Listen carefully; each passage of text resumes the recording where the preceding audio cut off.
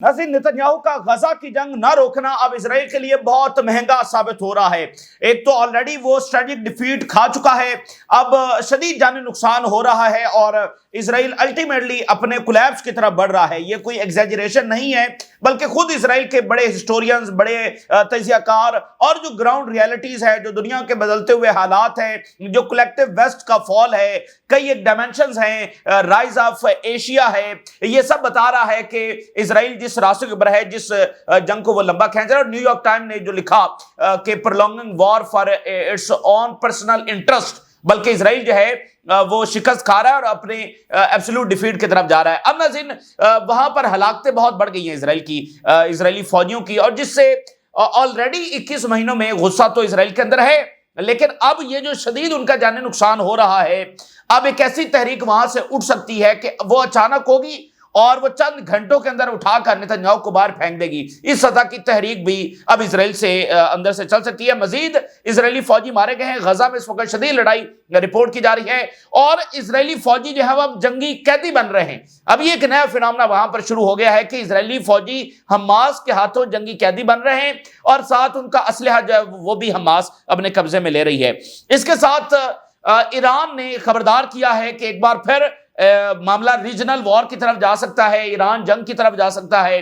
और दूसरी तरफ सीरिया के अंदर नाज़रीन इस वक्त बड़े क्लैशेस हो रहे हैं और काफी खौफनाक सूरत हाल है। वहां पर सिविलियंस की कैजुअलिटीज हो रही हैं और डजन्स ऑफ हलाकतें वहां पर हो चुकी हैं और दरूज भी उसमें इन्वॉल्व हैं। दरूज ने इसराइल को कहा है कि वो आकर उनकी जब वो मदद करें, तो वहां पर भी सूरत हाल काफी ज्यादा अनस्टेबल है। और जो तिजारती जंग है वो इस तरह से आगे बढ़ रही है कि यूरोप ने कहा है कि वो जवाबी टैरिफ अमेरिका के ऊपर लगाएगा। मैक्रोन का बड़ा सख्त तरीन रिएक्शन अमेरिका के खिलाफ आया है, बड़ा दो टोक रिएक्शन जो है वो अमेरिका के खिलाफ आया है और यूरोप अमेरिका के साथ टॉक्स भी कर रहा है, लेकिन इतनी ज्यादा इफेक्टिव नहीं है। अगर ये मामला तय ना हुए तो यूरोप से यही बात सामने आ रही है कि वो डिसाइसिव एक्शन अमेरिका के खिलाफ लेंगे। जाहिर है कि जो ट्रंप ने टैरिफ लगाए हैं वो अमेरिकी इकोनॉमी को, अमेरिकी लीडरशिप को हिट कर रहा है, यानी सब ने उसके डॉलर के ऊपर ट्रस्ट किया हुआ है। ओवरऑल अमेरिका की छतरी तले सब ने कबूल किया हुआ है।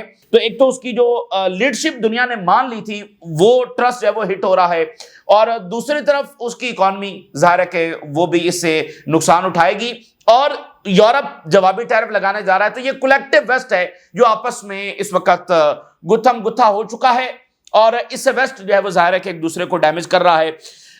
तो इसराइल के ऊपर इसका बरह रास्त असर होगा, क्योंकि वेस्ट अब खासकर जो यूरोप है उसको अपना उसने देखना है, अपनी इकोनॉमी, अपनी सोसाइटी, अपने मामलात। तो इसमें वो माजी का दौर नहीं है कि वो बिलियंस ऑफ डॉलर्स भी भेजेगा, असला भी भेजेगा और एक सपोर्ट भी होती रहेगी।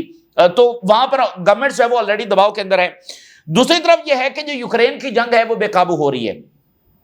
ट्रंप जो है वो वहां पर भी फेल हुआ है यूक्रेन की जंग रुकवाने में, और नेटो जो है वो रशियन बॉर्डर्स के साथ साथ अपना इंफ्रास्ट्रक्चर बढ़ा रहा है, अपनी प्रेजेंस बढ़ा रहा है, जो कि दुनिया के लिए खौफनाक है। ये जंग शुरू इसलिए हुई है कि नेटो रशियन बॉर्डर से पीछे हटे और नेटो मजीद एक्सपेंशन कर रहा है रशियन बॉर्डर जहां पर उसकी ऑलरेडी इंफ्रास्ट्रक्चर नहीं है वहां पर भी। अभी एक नया एग्रीमेंट हुआ है जिसको रशिया ने बहुत शदीद रद्दमल दिया है और उन्होंने कहा कि इसको वो किसी सूरत कबूल नहीं करेंगे और ये मामलात को खराबी की तरफ लेकर जाएगा। अमेरिका और डेनमार्क का नेटो मेंबर हैं, उनका आपस में मुआहिदा हुआ है कि जो डेनमार्क की बेसेस हैं वहां पर अमेरिका अपनी फौज डिप्लॉय कर सकेगा, अपने जंगी तैयारी जो है वो डिप्लॉय कर सकेगा। तो इसके ऊपर रशिया का बड़ा शदीद रद्दमल आया है कि ये तो रशिया के बॉर्डर्स के करीब मजीद आने की अटेम्प्ट है और इसको वो किसी सूरत जो है वो कबूल नहीं करेंगे। तो वहां पर वो मामला यानी यूक्रेन का मामला भी खराब से खराब तर होता चला जा रहा है। तो नाज़रीन, इस वक्त सूरत हाल ये है कि हम एक तरफ गजा की जहरियत देख रहे हैं पिछले 21 महीनों से, जिसने पूरी इंसानियत को शर्मिंदा करके रख दिया है और इंसानियत का एक ऐसा स्याह चेहरा जो है सामने आया है और सदियों तक, फॉर डेकेड्स टू कम, जो इंसानियत है वो इस पर निदामत करती रहेगी कि यहाँ क्या हुआ फ़लस्तीनियों के साथ। दूसरी तरफ हम यूक्रेन की बेकाबू होती और एक्सपैंड होती जो जंग है वो देख रहे हैं, जिसमें नेटो के बुनियादी मकसद वही है कि रशिया को कोलैप्स करना है, रशिया को तोड़ना है। अच्छा, तो वो जंग आगे बढ़ रही है। तीसरी तरफ अफ्रीका में खाना जंगियां हम देख रहे हैं, अफ्रीका के खौफनाक हालात देख रहे हैं और जो पेन अफ्रीका ने फेस किया है لاسٹ سینچری سے کئی صدیوں سے افریقہ بہت پین کے اندر ہے اور اس وقت بھی وہاں پر خانہ جنگیاں دیکھ رہے ہیں۔ ادھر پیسیفک کے اندر کشیدگی بڑھ رہی ہے، تائیوان کے حوالے سے صورتحال خراب ہو رہی ہے۔ تائیوان اس وقت تیاری کر رہا ہے کہ چین کسی بھی وقت حملہ کر سکتا ہے۔ امریکن فوج تائیوان میں ڈپلائے ہو چکی ہے، وہاں پر ڈپلائمنٹ جو ہے وہ پیسیفک کے اندر ملٹرائزیشن جو ہے وہ بڑھتی چلی جا رہی ہے، اور رشیا کے فارن منسٹر نے کہا ہے کہ کوریا کی جنگ کا خطرہ بہت زیادہ ہے، اور اس سارے جنگوں اور فساد اور سب اس کے اوپر جو ہے وہ تجارتی جنگ شروع ہو گئی ہے، جو سب سے بڑی جنگ ہے جس کے کانسیکوینسز سب سے زیادہ ہیں۔ یہ جو ملٹری وارز ہیں یہ تو ایک ملک میں جاری ہے نا، تجارتی جنگ کے اثرات تو پوری دنیا کے اوپر ہیں، جو کئی ملکوں کو دیوالیہ کر دیں گے، کئی گورنمنٹس گرا دیں گے، اور نئے جو ملٹری کانفلکٹس ہیں وہ بھی چھیڑیں گے۔ تجارتی جنگ نئی ملٹری کانفلکٹس چھیڑے گی، یہ بات ذہن میں رکھ لیں۔ تو کرائسس آلریڈی تھا، اس کے اوپر تجارتی جنگ جو وہ چھیڑ دی گئی ہے۔ تو اب اس سارے ماحول میں یعنی کہ غزہ کی جو جارحیت ہے وہ جاری ہے، اور دنیا کا سب سے بڑا مطالبہ یہ ہے کہ غزہ میں جنگ بندی جو کر دی جائے۔ اب دیکھیں کیوس میں اسرائیل نے ہمیشہ ایکسپینشن کی ہے، تو موجودہ کیوس میں بھی وہ یہی سوچ رہے ہوں گے کہ وہ مزید ایکسپینشن کریں، لیکن یہ چیزیں ان کی کیلکولیشنز کے مطابق نہیں ہو رہی ہیں، بلکہ جو ویسٹ کا کولیکٹیو آپس میں لڑائی ہے، اپنے معاملات ہیں، کولیکٹیو ان کی طاقت کا زوال ہے، اور یہاں پر اسرائیلی فوج کی مکمل شکست ہے، اور ریجن میں جو پاور کا بیلنس بدل رہا ہے، تو بہت سارے فیکٹرز اسرائیل کو شکست کی طرف لے کر جا رہے ہیں۔ نتنیاہو نے جو غزہ میں بروٹل کرائمز کیے ہیں اس کے کانسیکوینسز آئیں گے، اور اس کی جو بھی بروٹیلٹی ہے وہ اس کو انجام سے نہیں بچا سکے گی، اور نہ ہی اسرائیل کو۔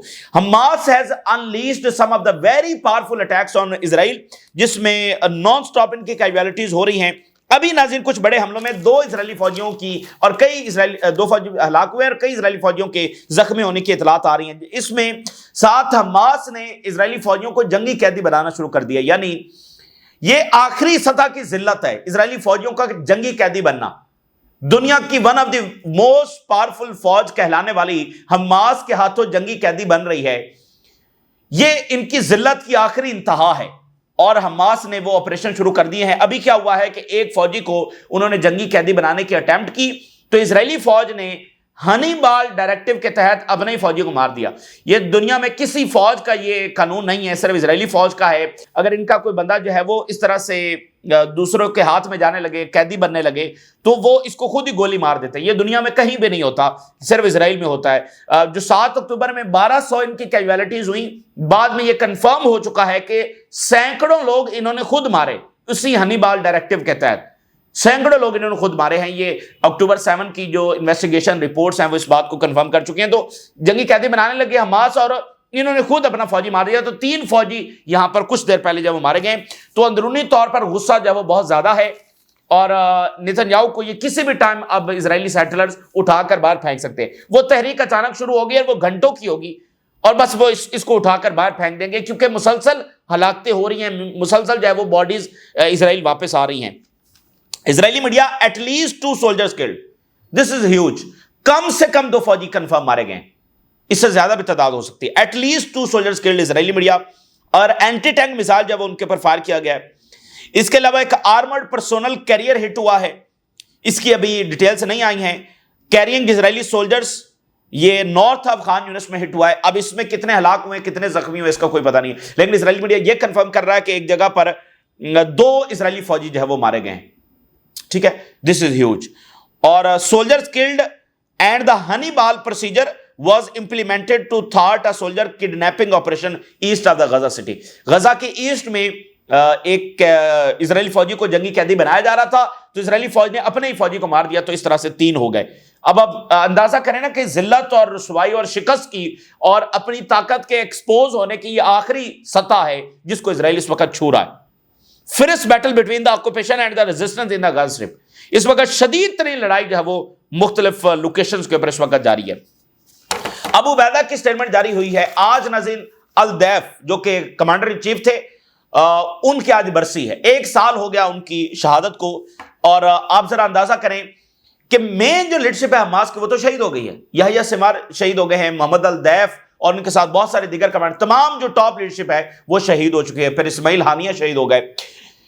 آپ آج اس بات کو نوٹ کریں کہ اسیسینیشنز کر کے اسرائیل کیا کرتا ہے، he only makes headlines. صرف وہ ہیڈ لائنز کریٹ کرتا ہے, صرف وہ ہیبت کریٹ کرتا ہے کہ پتہ نہیں اسرائیل نے کیا کر دیا.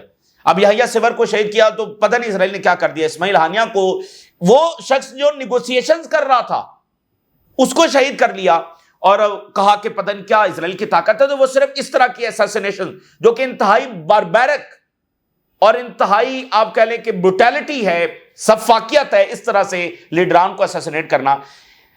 یہ ایک لمبی تاریخ ہے اسرائیل کی, حزب اللہ, حماس, ان کی لیڈرشپ کو اسیسینیٹ کرنا. کیا ان کی تحریک رک گئی ہے؟ کیا حماس اور حزب اللہ نے سرنڈر کر دیا ہے؟ کیا حماس کی جدوجہد رک گئی ہے؟ تو یہ اسیسینیشنز ان تحریکوں کو روک ہی نہیں سکتی ہیں. ان کے فائٹرز کی ٹریننگ ہی یہ ہوتی ہے کہ وہ کسی کے جانے سے رک نہیں سکتا ہے معاملہ. تو وہ اسیسینیشنز حماس کو نہیں روک سکتی ہیں, نہ ہی ریزسٹنس کو روک سکتی ہیں. اسرائیل صرف اس سے اپنی ہیبت طاری کرنے کی کوشش کرتا ہے, جو اس کو شکست ہے اس کو وہ چھپانے کے لیے ایسی اسیسینیشنز کرتا ہے. تو آج 1 سال ہو گیا ہے اور آپ دیکھیں حماس لڑ رہی ہے, آج ان کی زیادہ ہلاکتیں ہو رہی ہیں اسرائیل کی. Abu Obaida commander route Palestinians final liberation chapter. محمد الدیف جو ہیں انہوں نے فلسطین کی آزادی کا فائنل چیپٹر لکھا ہے, ٹھیک ہے, اور ان کا جو راستہ ہے اس کے اوپر ہم چل رہے ہیں. And are inflicting strategic losses on the occupation. محمد الدیف کے راستے کے اوپر چل رہے ہیں جنہوں نے فلسطین کی آزادی کا آخری چیپٹر لکھا ہے, اور ہم شدید جانی نقصان جو ہے اسرائیل کو پہنچا رہے ہیں. کوئی ایسا ٹول نہیں ہے جس کو استعمال نہ کیا گیا ہو دنیا میں. کوئی ایسا ظلم نہیں ہے, ویسٹ کی کوئی ایسی کمپنی نہیں ہے, کوئی ایسے ریسورسز نہیں ہے, کوئی ایسی ٹیکنالوجی نہیں ہے جو اسرائیل کو میسر نہ آئی ہو. اسرائیل کو کوئی ریسٹرکشن نہیں ہے غزہ کو شکست دینے میں, ٹھیک ہے نا, اپنی طاقت استعمال کرنے میں کوئی ریسٹرکشن نہیں ہے, لیکن اس کے باوجود اس کو اپنے ڈکلیئرڈ گولز اچیو نہیں کر سکا. آج نئی رپورٹ سامنے آئی ہے کہ کیسے وہاں پر گھروں کو ڈیمولش کیا جا رہا ہے, پھر کیسے ان کو ایک ایک بلڈنگ کا پے کیا جاتا ہے. یہ امریکنز اور CIA کے لوگ اور کنٹریکٹرز اور پتہ نہیں کس کس کو غزہ میں داخل کیا ہوا ہے. صرف اسرائیل وہاں پر نہیں ہے, انہوں نے وہ پورا جو ہے نا ویسٹ کو اس میں داخل کیا ہوا ہے. Gaza flattened for pay, not need. Israeli occupied forces reward operators for each ruin. ایک ایک بلڈنگ کے حوالے سے پے کیا جاتا ہے. Hundreds of Israeli bulldozers, excavators and armored D9 bulldozers continue their relentless work to make Gaza unlivable for years ahead. یعنی یہ کام مسلسل 24 hours وہاں پر ہو رہا ہے.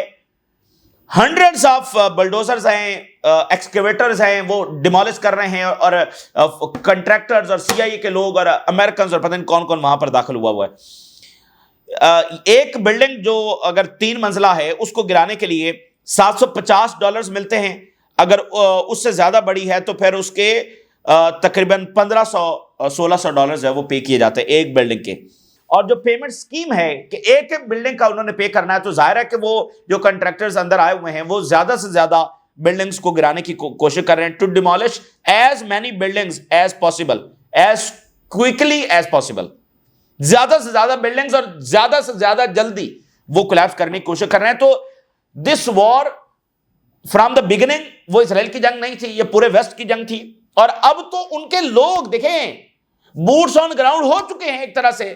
یہ تو اس کے اوپر تو پردہ پڑا ہوا ہے, اس بات کو کوئی ڈسکس ہی نہیں کر رہا. بھائی امریکنز نیشنل وہ ڈائریکٹلی غزہ میں اتر چکے ہیں. اس سے اگلی بات اور کیا ہو سکتی ہے؟ کیا وہ امریکن گورنمنٹ کی مرضی کے بغیر آئے ہوئے ہیں؟ کیا امریکہ کو پتا نہیں ہے کہ یہاں پر ان کے لوگ ہیں؟ تو وہ امریکہ کی گورنمنٹ کے کیا مرضی کے بغیر آئے ہیں, اور CIA کے لوگ اور ان کو پتا نہیں ہے کہ ہمارے لوگ وہاں پر کیا کر رہے ہیں؟ تو یہ ان کی مرضی کے ساتھ آئے ہوئے. تو Americans boots on the ground ہو چکے ہیں. آپ ذرا اندازہ تو کریں, ایک غزہ جس کے اوپر جینوسائیڈ مسلط کی گئی ہے اس کو ہرانے کے لیے کون سا ایسا ٹول ہے جو ابھی تک استعمال نہیں ہوا؟ اور الٹیمیٹلی آپ کیا کہیں گے کہ غزہ ہار گیا ہے. اب آپ ذرا اندازہ کر لیں کہ تو فارمر اسرائیلی پرائم منسٹر جو ہے اس نے کہا ہے کہ Israeli Rafah plan is ethnic cleansing disguised as aid. Guardian کو انٹرویو دیتے ہوئے فارمر اسرائیلی پرائم منسٹر نے کہا ہے کہ فلسطینیوں کو ڈسپلیس کرنا یہ ایتھنک کلینزنگ ہے, یہ وار کرائم ہے. گارڈین کو انہوں نے انٹرویو دیا ہے. تو اندرونی طور پر بھی نیتنیاہو آئسولیٹ ہو چکا ہے, وہاں ٹرمپ آئسولیٹ ہو چکا ہے اپنے تمام فیصلوں میں, اور جو انٹرنیشنل لیجیٹیمیسی اب گارڈین لکھ رہا ہے کہ ایتھنک کلینزنگ ہو رہی ہے. تو یہ جو ان کے سارے منصوبے ہیں نا، دیکھیں شکست کو وہ تسلیم نہیں کر پا رہے نا، ایک انا ہے، تکبر ہے کہ اور اس بات کو نوٹ کریں، سیز فائر صرف سیز فائر نہیں ہوگا، اس کے ساتھ فلسطینی ریاست کا اعلان جڑا ہوا ہے. تو اگر آج یہ سیز فائر کا اناؤنس کرتے ہیں تو آگے فوری ریکنسٹرکشن ہونی ہے، فلسطینی ریاست کا اناؤنس ہونا ہے. تو اس لیے یہ ایک آر پار کی لڑائی ہے، ایک حتمی جنگ ہے جو یہاں پر جاری ہے. اس کو وہ قبول کرنے کے لیے تیار نہیں ہے، کیونکہ آگے ساتھ ہی فلسطینی ریاست کا اناؤنس کرنا ہے. تو وہ زور لگا رہے ہیں اور اپنا لگائیں زور، جو انہوں نے کرائمز کیے ہیں آخر اس کا حساب کتاب بھی ہوگا، اور اسرائیل اس راستے کے اوپر کبھی جیت نہیں سکتا ہے، یہ وقت ثابت کرے گا. ایران نے کہا ہے کہ ایسکیلیشن ہو سکتی ہے، دوبارہ سے ایران کی جنگ ہو سکتی ہے، ریجنل وار کی طرح معاملہ جا سکتا ہے. اور انہوں نے ڈیفینڈ کیا ہے کہ جو ہم نے امریکن بیسز کو نشانہ بنایا، ہم نے صحیح نشانہ بنایا اور اگلی بار پھر نشانہ بنائیں گے. ہم سب کے ساتھ اچھے تعلقات رکھنا چاہتے ہیں، لیکن ہم اس چیز کو افورڈ نہیں کریں گے کہ ہمارے اوپر کوئی حملہ کرے اور پھر ہمارے لیے کوئی ریسٹرکشنز لگائی جائیں کہ تم وہاں حملہ نہیں کرو، وہاں نہیں کرو. ہم سب پر حملہ کریں گے جہاں امریکن بیسز ہوں گے اور جو ہمارے پر اٹیک کرے گا. Iran defends regional policies, warns of escalating aggression in Gaza. غزہ میں چونکہ یہ بمباری کر رہے ہیں اور یہ جس طرح سے ڈیمولش کر رہے ہیں اور سیز فائر نہیں کر رہے ہیں، تو غزہ میں اگر جنگ نہیں رک رہی تو ایران کہہ رہا ہے کہ پھر ریجنل وار کے لیے دوبارہ خطہ تیار ہو جائے اور دنیا تیار ہو جائے. Iran defends it strikes on US bases. یہ معاملہ درمیان میں چل رہا ہے نا، ابھی ختم تو پوری طرح سے نہیں ہوا، دورے بھی ہو گئے، سارا کچھ ہو گیا، لیکن وہ معاملہ کہیں درمیان میں ہے جو US بیسز پر حملہ ہوا. تو انہوں نے ڈیفینڈ کیا کہ ہم نے بالکل صحیح کیا ہے، ایکٹ آف سیلف ڈیفینس ہے یہ. Warns against escalating Israeli aggression in Gaza.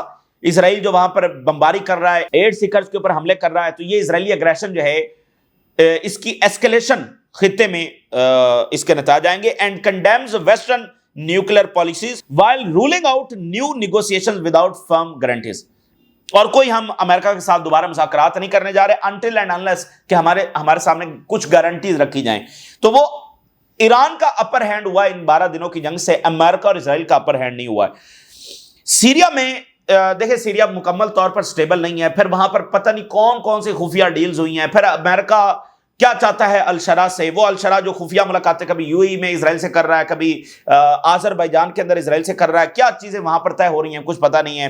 پھر یہی الشرا جس نے ایران پر حملے کو کنڈیم نہیں کیا، ابھی تک غزہ کے حوالے سے اس نے ایک کنڈیمنیشن جاری نہیں کی ہے. تو الشرا کس لیے لایا گیا ہے، کیا مقصد ہے، اور سیریا جو ہے وہ سٹیبل نہیں ہے. ابھی پھر وہاں پر کلیشز شروع ہو گئے ہیں. اور اب ذرا دیکھیے، fierce clashes break out in Syria Sweida, یہ صدرن کا علاقہ ہے، لیڈنگ ٹو ڈسپلیسمنٹ 37 لوگ جو ہے وہ جانوں سے گئے ہیں. Violent clashes between Druze factions and Bedouin tribes in Sweida southern Syria.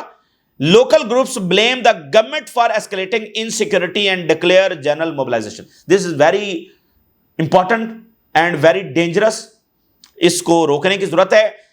دروز کی لڑائی ہو رہی ہے اور بدین جو قبائل ہیں ان کی لڑائی ہو رہی ہے، اور انہوں نے الزام لگایا ہے الشرا کی گورنمنٹ کے اوپر کہ یہ ایسکلیٹ کر رہی ہے صورتحال کو اور اس نے انسیکیورٹی پیدا کی ہے جس سے یہ معاملات ہو رہے ہیں. 37 سیرینز، 37 شامی لوگ اپنی جانوں سے گئے ہیں.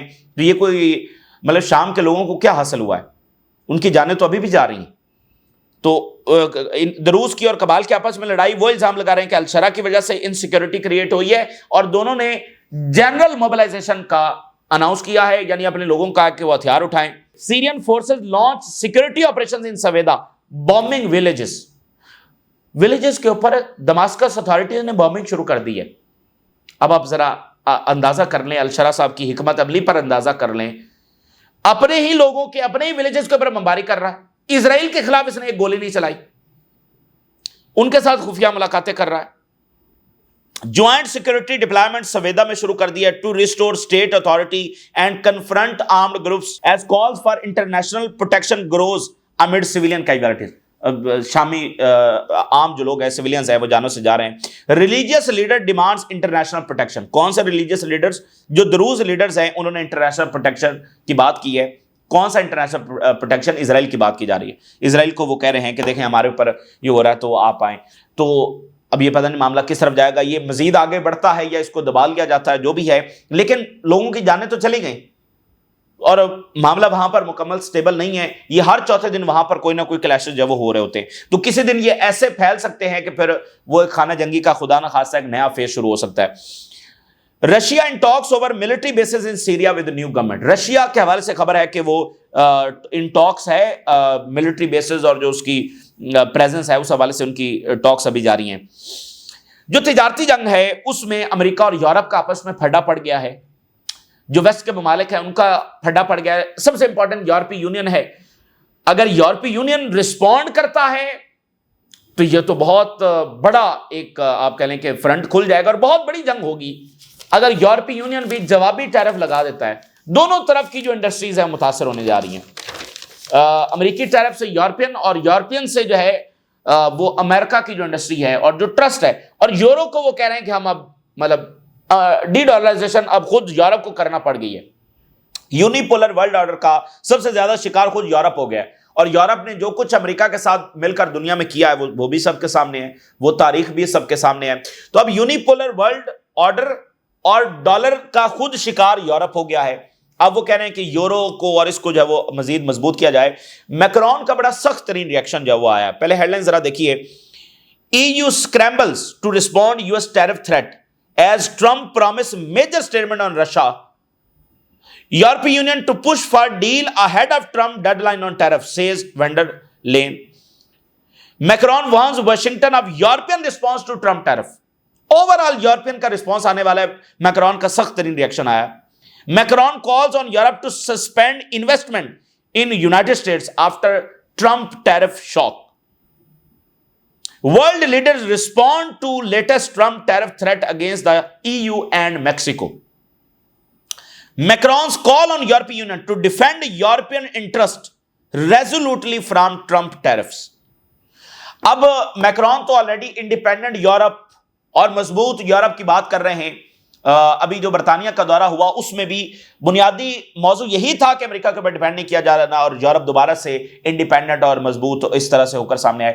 تو یورپی یونین بات چیت تو کر رہی ہوگی امریکہ سے, اور وہ یہ چاہتے ہیں کہ یہ ٹریڈ وار ختم ہو جائے کسی طریقے سے, لیکن ٹرمپ نے دوبارہ لگا دیے ہیں.